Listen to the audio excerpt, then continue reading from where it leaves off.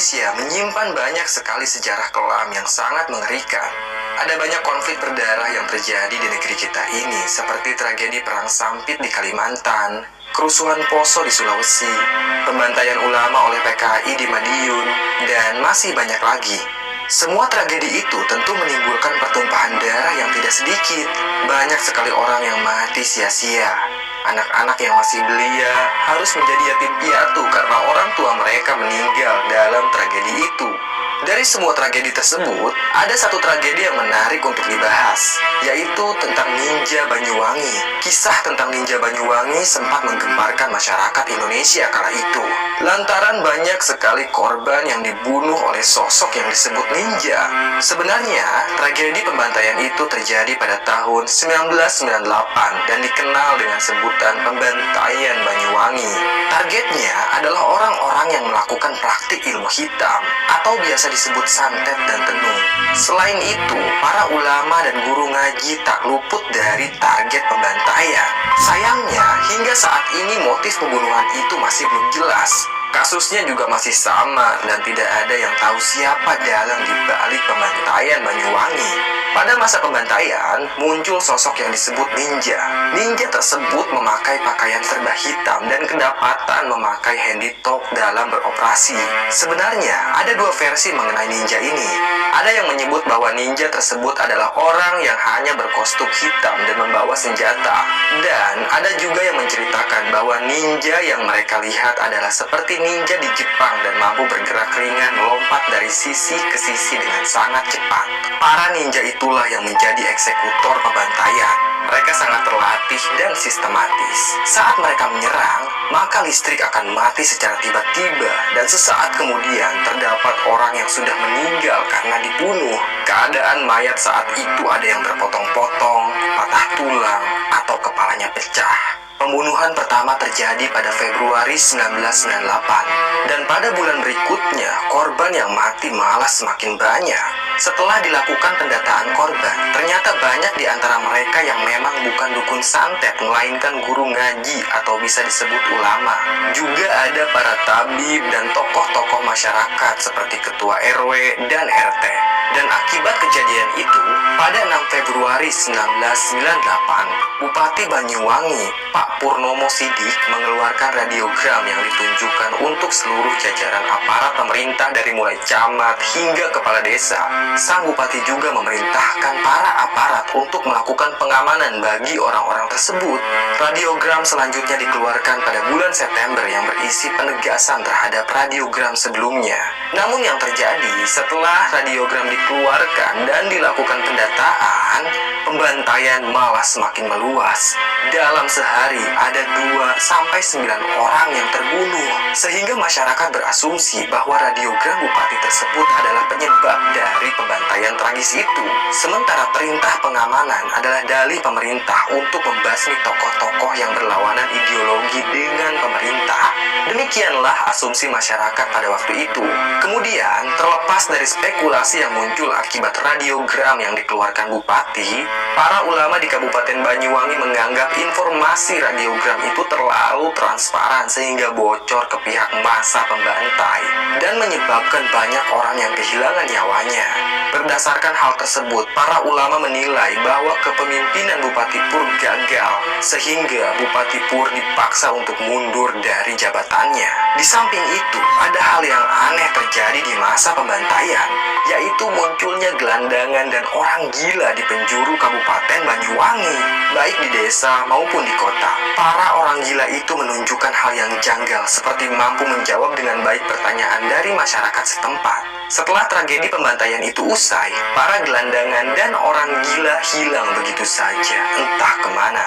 Baik, dari fakta tragedi Ninja Banyuwangi, kali ini Mbah mau cerita tentang seorang pelaku pembunuhan yang bernama Maman. Tentu nama ini adalah nama samaran dan tidak ada kaitannya dengan cerita yang akan Mbah bawakan. Dikisahkan, Maman adalah seorang lelaki yang berumur 32 tahun. Dia tinggal di salah satu desa yang letaknya jauh dari Kabupaten Banyuwangi. Maman sudah berkeluarga. Dia dikaruniai satu orang anak laki-laki yang masih kecil, umurnya sekitar 10 tahunan.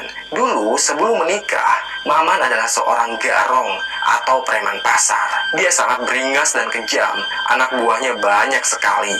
Maman sering memalak para pedagang dengan dalih uang keamanan. Setiap tahunnya, uang keamanan di pasar itu semakin meningkat, membuat para pedagang resah. Tapi mereka tidak bisa berbuat apa-apa karena Maman sangat ditakuti. Pernikahannya dengan seorang wanita cantik bernama Ayu merubah kehidupan Maman. Dia meninggalkan kehidupannya yang kelam itu lalu pulang ke desanya. Walaupun sekarang dia tinggal di desa, tapi masyarakat tetap menyegani Maman. Tak ada yang berani macam-macam dengan keluarganya Maman karena mereka tahu kalau Maman ini mantan preman. Sekarang Maman bekerja sebagai pengusaha kelapa. Dia sering membeli kelapa dari para petani dan menjualnya kembali ke pasar. Penghasilannya tentu tidak sebesar dulu saat ia masih jadi preman, tapi Maman merasa hidupnya lebih tenang dan damai. Suatu malam, saat Maman sedang membereskan tumpukan buah kelapa di dapur, tiba-tiba saja ada orang yang mengetuk pintu rumahnya. Segera Maman membukakan pintu. Tampak 3 lelaki berbadan besar dan berjaket hitam berdiri di depan pintu. Maman tak kenal 3 lelaki itu. Wajah mereka tampak asing. Dengan Pak Maman, tanya salah satu dari mereka. Iya, betul. Kalian siapa dan ada perlu apa dengan saya? Tanya Maman. Boleh kami masuk? Ucap salah satu lelaki di hadapannya Maman. Maman pun mengangguk. Dia mempersilahkan ketiga tamunya itu untuk masuk. Mereka duduk di atas kursi rotan, dan tanpa banyak basa-basi lagi, ketiga lelaki itu menawarkan pekerjaan untuk Maman. Pekerjaan yang mereka tawarkan itu tidak lazim.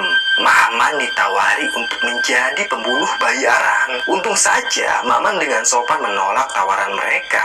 Maman bilang kalau dia sudah tobat dan tidak mau lagi terjun ke dunia berandal seperti dulu. Kau akan dapat upah 10 juta dari pekerjaan ini, ucap salah satu dari mereka.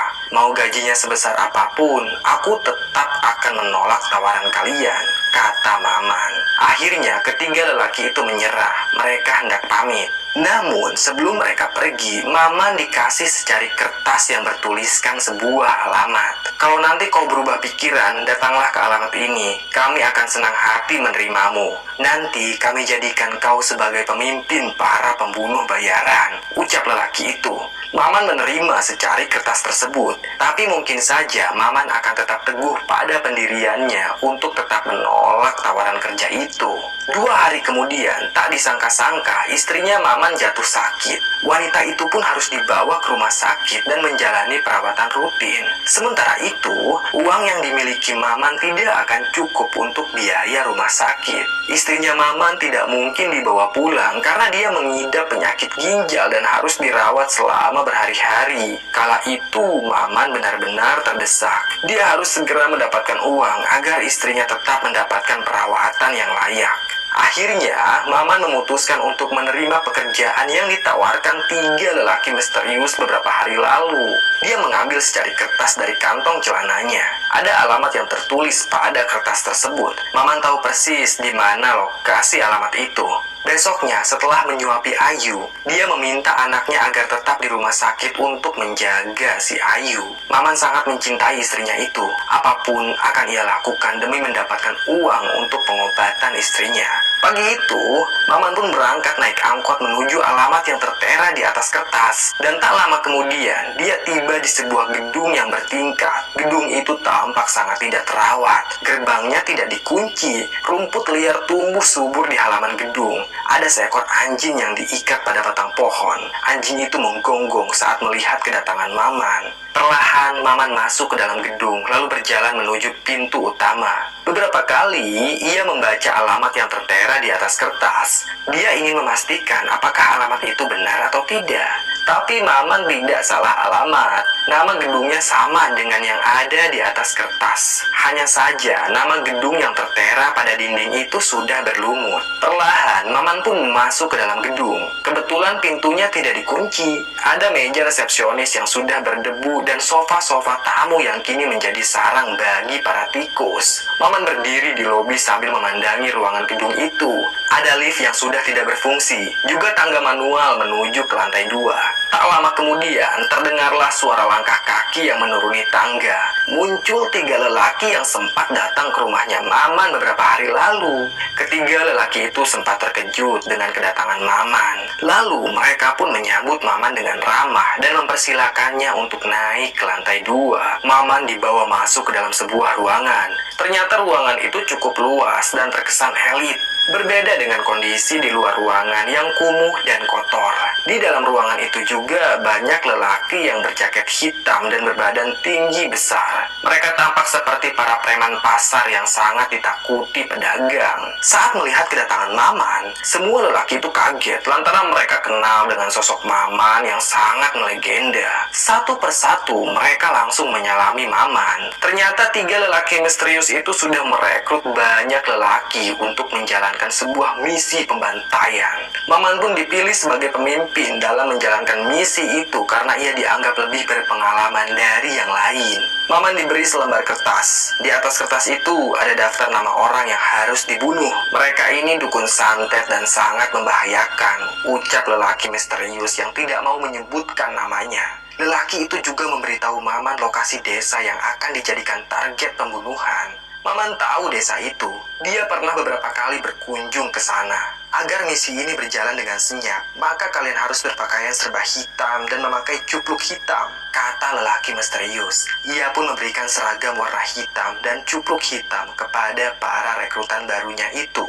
Tepat jam 12 malam, mereka pun berangkat dari gedung tersebut. 5 mobil kijang membawa mereka ke lokasi yang menjadi target. Sekitar 100 meter dari gapura desa, mereka semua turun dari mobil lalu masuk ke dalam semak-semak. Pergerakan mereka sangat cepat dan tidak terdeteksi. Maman memberi isyarat pada anggotanya untuk masuk ke pemukiman warga dan menyebar ke setiap penjuru desa. Tidak sulit bagi mereka untuk menemukan rumah orang-orang yang diduga dukun santet karena di pintu rumah mereka ada tanda silang berwarna merah. Malam itu lampu di rumah orang yang sudah jadi target seketika saja padam. Para pembunuh mulai masuk ke dalam rumah mereka. Kejadian itu sangat cepat. Orang-orang yang diduga sebagai dukun santet dibunuh dengan cara yang sadis. Ada yang lehernya digorok, ada yang kepalanya pecah dihantam palu, ada juga yang dadanya ditikam pisau berkali-kali. Setelah semua target mati, para pembunuh itu dengan cepat pergi meninggalkan desa. Namun ternyata ada seorang warga yang tak sengaja melihat wujud salah satu pembunuh. "Apa yang kau lihat?" tanya ketua RT setempat. "Aku melihat sosok manusia yang mengenakan pakaian serba hitam dan cupluk hitam seperti ninja. Dia masuk ke dalam semak-semak," kata salah seorang warga sambil menunjuk hutan. Kejadian malam itu sangat cepat sehingga tidak ada satupun warga yang berhasil mengidentifikasi para pelaku pembunuhan. Besoknya, polisi berdatangan ke desa itu. Keluarga korban menangis pilu. Mereka mendesak polisi agar segera menangkap para pelaku pembunuhan. Tentu polisi kesulitan untuk mengungkap kasus ini. Sementara itu, di sebuah gedung tingkat, para pembunuh sedang berpesta merayakan keberhasilan mereka. 3 lelaki misterius memberi mereka uang cash yang sudah dijanjikan. Mereka pun bersorak gembira. Sementara Maman, setelah menerima uang itu, ia langsung pergi ke rumah sakit untuk menjenguk istrinya. Ternyata kondisi istrinya itu semakin parah. Uang yang didapatkan Maman tidak cukup untuk melunasi biaya pengobatan istrinya. Tak ada pilihan lain, Maman harus menjadi pembunuh bayaran lagi untuk mendapatkan uang.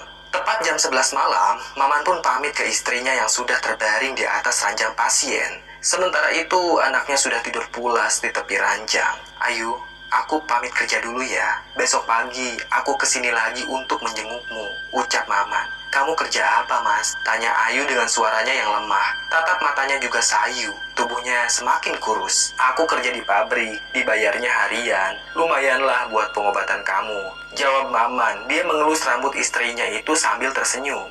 Kemudian, Maman pergi meninggalkan rumah sakit. Dia akan kembali memimpin misi berikutnya. Masih ada beberapa lembar daftar nama yang harus dibunuh. Dari daftar nama itulah terselip satu nama kiai yang tersohor kala itu. Ternyata kali ini targetnya bukan hanya dukun santet, tapi sudah merambat ke kiai. 3 lelaki misterius itu tidak memberitahu alasan mereka kenapa mereka ingin menghabisi seorang kiai. Sementara Maman tidak peduli pada status targetnya, yang penting bagi Maman adalah soal uang. Maman dibekali sebuah pistol, karena misi yang akan Maman tangani sangat berat. 3 lelaki misterius memberi Maman tugas khusus untuk membunuh sang kiai. Upah yang akan Maman dapatkan juga lebih besar dari para pembunuh lainnya. Maman pun bersedia menerima tugas itu. Dan tepat jam 1 malam, para pembunuh itu berangkat menuju desa yang sudah dijadikan target. Di desa itu ada sebuah pesantren tradisional yang santrinya ratusan. Setibanya di sana, Maman mengendap-endap ke belakang pesantren. Dia melihat ada sebuah rumah gedung di dalam lingkungan pesantren. Tak salah lagi, itu pasti rumah sang kiai. Maman berhasil masuk ke dalam rumah tersebut melalui jendela dapur yang ia cungkil. Kondisi dapur saat itu gelap, lampunya sudah dipadamkan. Hanya cahaya dari luar saja yang menjadi penerang ruangan. Hal itu memudahkan Maman untuk mengendap-endap mencari kamar sang kiai. Dan saat Maman masuk ke ruangan tengah, tiba-tiba saja lampu rumah itu menyala. Tampaklah belasan santri berdiri di ruangan itu. Mereka semua menenteng senjata masing-masing seperti golok dan bambu. Maman kaget, dia refleks mencabut pistol lalu menembakkannya pada santri. Ada 5 orang santri yang terkena tembakan di bagian paha mereka. Para santri itu pun menjerit kesakitan. Sementara santri yang lain panik dan langsung menyerbu Maman. Dan sialnya, pistol yang dipegang Maman kehabisan peluru. Segera para santri itu mengeroyok Maman sampai babak belur. Ternyata para santri itu sudah tahu soal pembunuhan di desa tetangga. Makanya setiap malam mereka berjaga di depan kamar sang kiai demi melindungi guru mereka. Dan benar saja malam ini guru mereka diserang oleh ninja. Untungnya ninja itu berhasil dilumpuhkan. Para santri tidak membunuh Maman, melainkan hanya membuatnya babak belur. Sang kiailah yang melarang santri untuk membunuh Maman. Maman ditanyai banyak hal oleh kiai, tapi lelaki itu sama sekali tidak mau membocorkan markas persembunyian para pembunuh. Keesokan paginya, Maman diserahkan ke pihak kepolisian. Ia dinaikkan ke atas mobil pickup. Kabar tentang tertangkapnya salah satu ninja Banyuwangi sudah tersebar luas. Warga berbondong-bondong mencegat mobil polisi lalu menarik tubuh Maman secara paksa. Ia pun dikeroyok habis-habisan oleh warga. Sementara itu, polisi tidak mampu meredam kemarahan warga. Kepala Maman diinjak, tubuhnya dipukuli, kakinya disabet menggunakan bambu. Hingga akhirnya Maman tewas saat sebuah batu yang cukup besar dihantamkan ke kepalanya.